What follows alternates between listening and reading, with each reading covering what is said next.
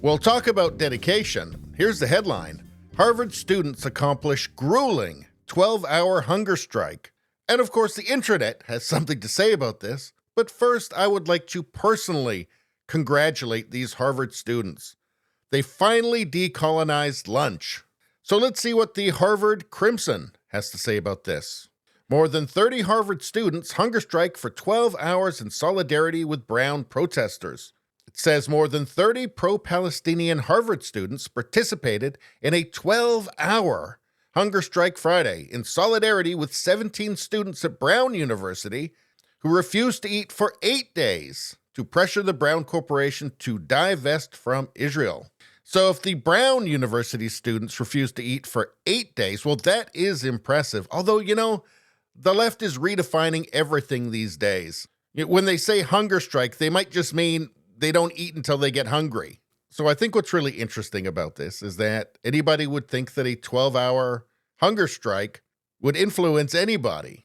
I mean, it seems rather self-centered to think that anybody would actually care about this, sacrifice. Well, it says here that the 17 Harvard students ended their strike at 5 p.m. Well, of course they did. That's dinner time.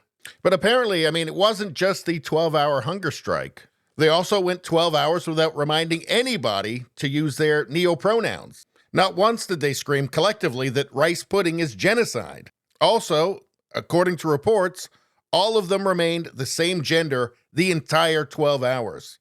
That must have been tough. Let's see. Oh, also it was at 12 hours without anybody saying Osama bin Laden had a point.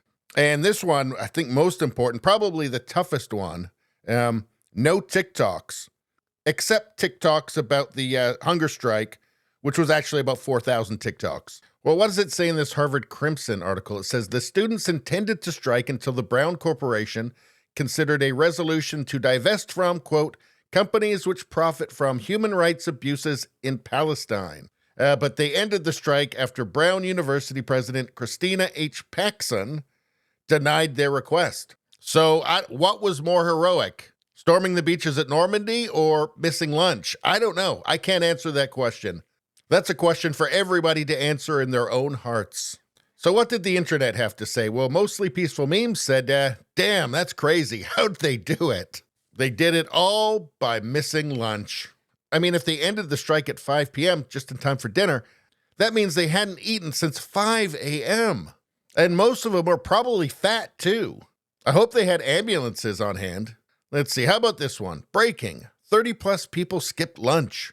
World changed, experts say. How about this one? Were they awake the whole time, or was it a sleepy time hunger strike? Yeah, thinking about it, probably most of them napped through it. This one said, turns out I hunger strike about 3 or 4 times a week. So there you have it, and I guess both Brown and Harvard and Israel, they've learned their lesson for sure. Anyway, that's all I got to say about that. Please like, share, and subscribe. Sharing really helps me out. I thank you for that. I will see you next time.